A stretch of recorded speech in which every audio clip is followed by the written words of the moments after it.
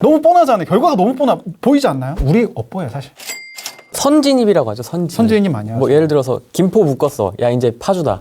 그렇게 많이 했죠. 이제 파주 묶었어. 야 이제 동두천이다. 이제 이러면서 동두천도 오를 거예요. 이러면서 이제 네, 동두천도 오를 가고 거예요. 있는데 그런 식으로 좀 찾아 나가는 게 맞는 건지 좀 어떻게 저평가 지역을 좀 찾는 게 좋을까요? 저번에 뭐 카이저님도 그랬지만 이게 결국엔 비교예요 사실. 이게 비교해서 좋은 지역 찾는 건데 김포가 왜 올랐는지부터 얘기를 해야 돼요. 이게 조정지역이 6.17로 조정지역이 딱 되자마자 이제 김포에 갑자기 쏠림 현상이 있었잖아요. 예. 근데 김포가 쌌어요 사실. 3억대 새 아파트 3억대 말이 돼요. 김포 도시철도 뚫리고 그때도 안 올랐어요. 근데 막 김포 도시철도 뚫리고 거기 김포 주민들이 막 눈물을 흘리고 그랬어요. 되게 고생 많이 했거든요 그분들이. 아 감동의 눈물. 감동의 눈물 흘렸어. 진짜 난 정말 박수 쳐줬단 말이에요. 아 드디어 뚫렸구나. 그분들 되게 고생했어요. 출퇴근하는 데 있어서. 근데 드디어 뚫려가지고 이제 집값이 오르겠지 했는데 안 올랐어. 안 오르다가 6.17 되자마자 이제 쏠림 현상으로 올랐는데 그 전까지 되게 쌌단 말이에요 사실. 그럼 그 전에 들어갔어야 돼. 제가 이제 김포 제가 천암으로 선진입하게 하거든요. 야 너 빨리 이거 사. 김포를 또 샀어요. 김포 같은 경우 제가 또 많이 올라서 고맙다고 하는데 정책의 어떤 변수에 의해서 들어가기보다는 비교하고 지역 간의 비교, 아파트 간의 비교를 통해서 내가 이게 싼지 비싼지부터 스스로 판단할 줄 알아야 돼. 지역이 어떻게 보면 서열을 좀 나열할 줄 알아야 되고 그 서열에 따라서 가격이 싼지 비싼지. 그리고 제가 또 이제 분당 같은 경우가 되게 쌌거든요. 지금은 올라가고 있지만 분당이 5월, 6월 달만 해도 84 타입이 11억, 12억이면 살 수 있었어요. 근데 야 11억, 12억이 비싼 거 아니야? 이렇게 생각할 수 있잖아요. 네. 그 당시에 용인도 14억, 용인도 뭐 새 아파트긴 하지만 골드타운 같은 게 14억이었잖아요. 또 그렇게 보면 또 네. 싸네요 분당이. 아니 부천이 12억, 중생포 같은 경우. 아니 지금 일산이 14억. 아니 근데 하늘 아래 분당인데 12억이야. 학군도 제일 좋고. 좀 낡긴 했지만 결국에는 입지잖아요. 이게 10년, 20년, 30년을 쭉 길게 보면 지금 현재 아파트의 가치가 보이거든요, 사실은. 너무 싸잖아요. 그래서 분당 이제 많이 사라고 얘기를 많이 했죠. 분당 너무 싸다고. 야 12억, 12억인데 너 부천 살 거야, 분당 살 거야. 너무 명확하지 않나요? 그렇게 해서 이제 그러니까 비교를 통해서 이렇게 결정하라는 거죠. 어느 지역이 좋고 어느 지역이 안 좋고 이것들을 서열을 나열한 다음에 가격 비교를 해보면 어디에 들어갈지가 보입니다. 파주 얘기 좀 나옵니다. 파주. 파주 지금 좀 안타까워. 파주도 많이 오르지 않았나요? 파주도 지금 힐프와 같은 경우도 10억을 막 향해 가다가 이거 조정자 탁 맞고 나서 지금 좀 주춤할 텐데 지금 그 파주 맞으니까 옆에는 뭐 일산이랑 지금 양주 가잖아요. 알잖아요. 양주도 막 하루아침에 호가가 1억 오르더라고요. 양주도 정말 안 올랐어요. 양주가 7년째 안 올랐어. 7년째. 정말 거기도 슬픈 지역이야. 안 오르다가 거기가 괜히 6.27 조정적 돼가지고 안 올랐죠. 김포파주가 이제 올라가면 이게 이제 양주가 여기 있어. 그러면 김포파주가 떨어지던가 양주가 올라가던가 결국엔 시장은 균형을 찾아가기 마련이에요. 근데 시장은 지금 입주 물량도 없고 상승장이고 하다 보니까 이제 양주가 올라가는 거죠. 지금 파주 같은 경우는 참 가지고 계시지만 가지고 계셨으면 좋겠는데 왜냐하면 지금 파주는 일산을 봐야 돼. 일산이 파주의 운명을 쥐고 있어요. 아 그렇습니까? 아 그렇죠. 아무래도 형님이니까. 형님 따라가거든요. 일산 같은 경우는 지금 킨텍스 라인 같은 경우 지금 10억을 향해 막 가고 있단 말이에요. 10억이 우리는 상단이 정해져 있어요. 정부에서 정해줬잖아요. 10억을. 10억까지는 가도 돼. 정해줬잖아요. 알잖아요. 우리. 알잖아요. 솔직하게 얘기하자고요. 모든 지금 각 구역의 대장들이 다 10억을 향해서 으쌰으쌰 하면서 가고 있단 말이에요. 그럼 걔가 15억에 가면 아무래도 파주는 12억까지는 가지 않을까. 개인적인 생각으로는. 대장 애들은. 그러면 옆에 있는 검단 같은 경우는 지금 뭐 많이 올랐다고 하지만 지금 7억에서 8억대거든요. 검단이 입지적으로는 파주, 김포보다 좋아요. 비중은 더 세 거고 더 규모도 크고 그러면 그쵸 더 갈 힘이 남아있는 거죠. 저는 각 구역 대장들은 10억까지나 가지 않을까 개인적으로는. 개인적으로는 그냥 개인적인 생각입니다. 순수한 개인적인 생각. 라이브 보시는 분 또 오해하시니까 이거 저희가 책임지는 거 아닙니다. 그래요? 네, 참고만 하십시오. 제가 소설 쓰는 거예요. 지금. 네, 참고만 하십시오. 소설 쓰는 겁니다. 일기신도시 할 말 많죠. 일기신도시 구축 같은 경우는 오르질 않았어요. 왜 안 올랐을까요? 입주 물량이 많았잖아요. 2018년도에. 와 경기도 장난 아니었습니다. 진짜 많았잖아요. 네. 제가 지금 시흥 살고 있는데 시흥 새 아파트가 진짜 말도 안 되게 들어왔어요. 그래서 부천 일기신도시잖아요. 부천에 있는 일기신도시 같은 경우는 구축들이 하나도 오를 수가 없었어. 왜냐하면 신축 전세가 2억이야. 나 월세에 살고 있는데 신축 대장 아파트 살고 있거든요. 월세가 45만 원이에요. 그러면 구축 누가 들어가? 똑같은 돈이면 당연히 신축 들어갈 거 아니에요. 그래서 구축들 같은 경우는 계속 힘을 못 썼어요. 근데 지금 세임대책법 나왔죠. 입주 물량 없어요. 그럼 어떻게 되겠어요? 너무 뻔하잖아요. 결과가 너무 보이지 않나요? 뭐 부천뿐만 얘기겠어요? 3번도 그렇고 주변에 입주 물량이 없어요. 일산도 그렇고. 어떻게 내년에 지금 김포 같은 경우 올해 입주 물량이 많은데 내년에는 그 일대가 입주 물량이 없어요. 큰일 났어요 진짜. 나 무서워. 아, 나 무서워. 내가 그래서 주변 만나는 사람들보다 야, 너 진짜 일기신도시 너 진짜 갭 투자라도 해. 이렇게 얘기하고 있어요. 이제 평촌은 지금 올라가고 있어요. 평촌은 3번 안 올라가고 있어요. 평촌 올라가면 3번 어떻게 될 거야? 어떻게 될 거야? 같이 가야지. 같이 가는 거예요. 같이 가야지. 지금 분당 올라오고 있어요. 용인 올라가고 있잖아요. 이제 수원도 올라가고 있잖아요. 쭉쭉 내려가서 그 밑에 있는 오산도 가고 있어요. 심지어 오산 롯데캐슬 그 산속에 있거든요. 완판이 되더라고. 2대1로 나오더라고. 그냥 주변 입지가 아니라 산이야. 동서남북이 다 산이에요. 아, 그래요? 거기는 막 고라니 나올 때요. 고라니. 고라니 나오는데 거기가 4억 5천에 분양돼. 4억 5천 분양 완판이 됐다니. 아니 근데 지금 평택 지금 3억대도 있는데 새 아파트가 3억대도 있는데 나 같은 평택 살 텐데 그냥 그런 생각 드는 거죠. 개인적인 생각입니다. 네, 책임 안 집니다. 네, 여러분들 제 말 듣고 투자하시면 안 돼요. 네. 가격 비교를 하고 사람들이 어디에 관심 있는지 그거 보면 투자 곳이 보입니다. 진짜. 평택 같은 경우는 지금 천안이 8억 5천 뚫었잖아요. 거기가 10억까지 가고 있는데 그러면은 평택도 같이 가격을 맞춰갔단 말이에요. 근데 옆에는 평택 뭐 지제도 지금 6, 7억까지 가고 있고 그 소사벌지구도 따라가고 있고 그 다음에 그 옆에 밑에는 용의용주구는 3억대 새 아파트가. 아니 근데 이제 나중엔 그런 입지가 안 좋고 저 갖고 있지 않아요 여러분들. 하나도 없어요. 입지도 안 좋고 아무리 새 아파트 거긴 안 올라갈 거 하지만 올라가면 또 후회해 사람들. 항상 패턴이 반복됩니다. 평택도 계속 떨어지다가 이제 올라가기 시작한 거고 동탄도 그랬잖아요. 2018년도에 동탄 같은 경우가 어마어마했죠. 어마무시했잖아요. 정말. 아시는 분들 12채 투자했어요. 역전세가 한 채당 3천만 원 떨어져. 3천만 원. 그분이 뭐라는 줄 알아요? 자기는 역전세 아이콘이라고. 웃으면서 얘기하는데 그 웃음 뒤에는 눈물이 있었어요. 저도 그때 역전세 맞아가지고 그분 보면서 많이 위안을 했거든요. 난 한 채인데 좀 12채구나. 사람이 참 간사하죠. 아무튼 근데 그분이 잘 살아계신지 모르겠지만 12채 맞고 그때는 정말 그랬단 말이에요. 지금 동탄 정말 다른 세계가 돼버렸죠. 지금은 다른 세계가 됐습니다. 버티셨다면 아마 그분은 지금 존버했으면 존버는 승리했을 텐데 존버 승리를 못했을 가능성이 큽니다. 워낙 컸으니까. 네, 금액이 워낙 컸으니까. 그래서 너무 무리하면 안 돼. 그리고 한 지역에 너무 몰빵해서도 안 되고 한 지역에 너무 몰빵했는데 입주물량이 많아지면 정말 끝나버려요. 제가 아시는 분이 한 500채를 보유하고 계신 분이 있어요. 아파트를요? 빌라. 여러분들에게 저 교훈을 드리려고. 빌라를 500채를 가지고 있는데 이게 뜻대로만 되면 부자가 될 수 있어요. 뜻대로만 되면. 한 채당 500만 원, 1000만 원씩만 올리면 500채면 도대체 얼마예요? 50억이잖아요. 50억을 내 2년마다 내가 50억, 25억을 매년 전세 금액으로만 내가 부자 될 수 있겠다. 안 팔아도 돼. 계속 모으는 거야. 그래서 500채를 딱 만들었어. 근데 9.13 이후로도 계속 모은 거예요.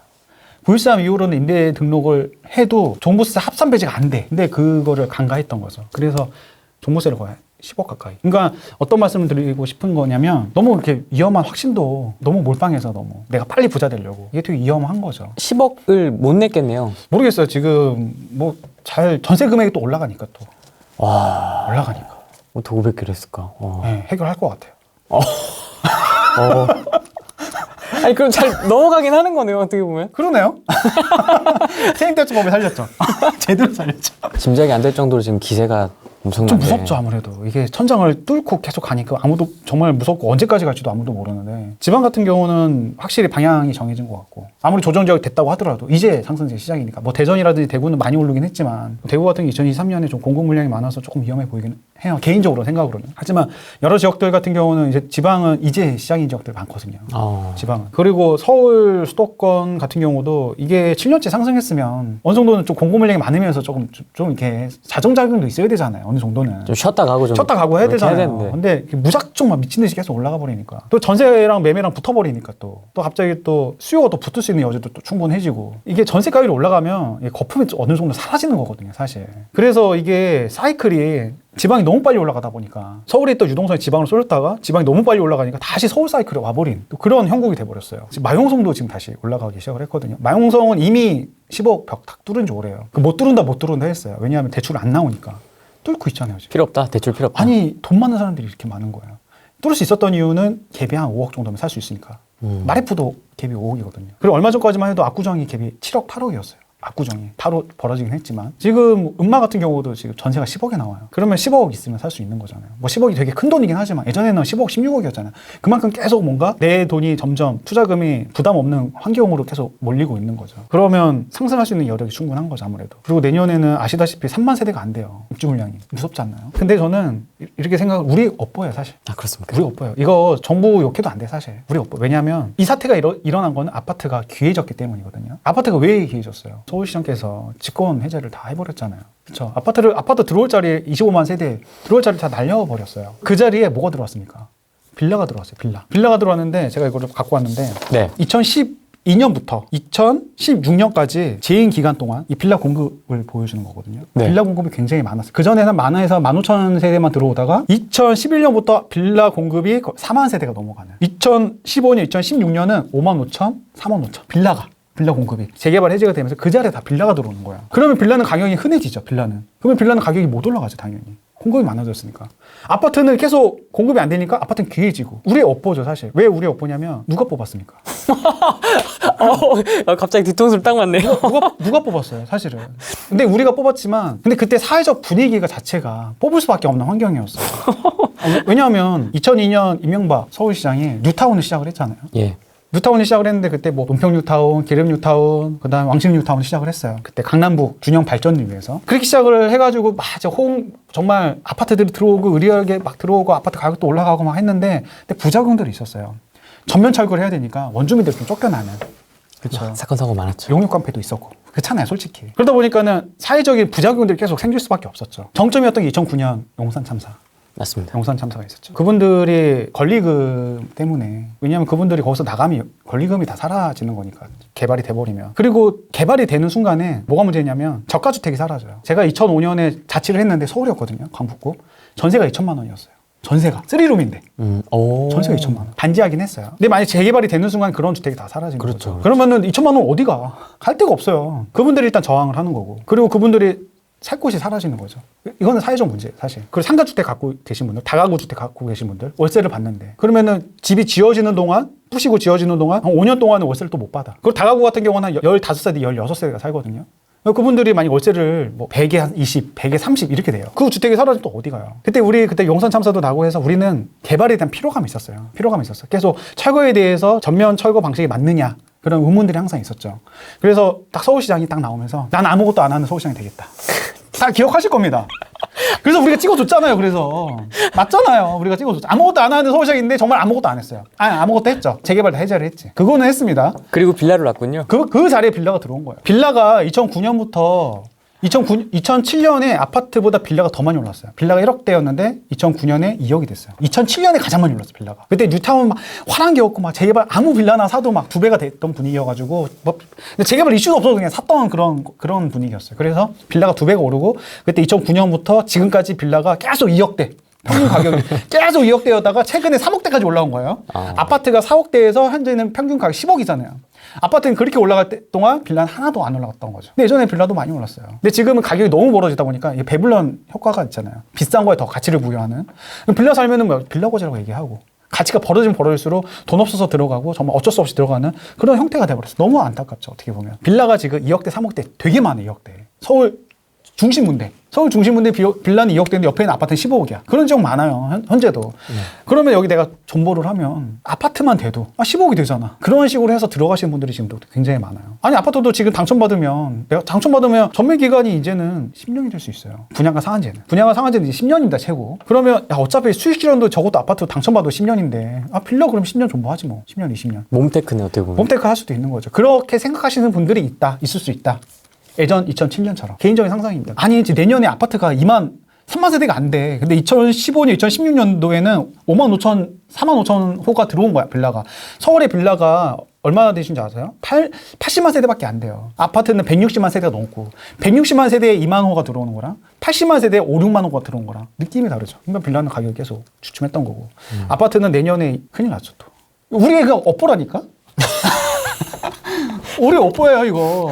그러니까 누구 욕하면 안 돼. 다 우리가 잘못한 거예요, 지금. 그래서 지금 떡상하는 거예요. 네. 이 양반 왜 이렇게 빌라를 열심히 지었을까?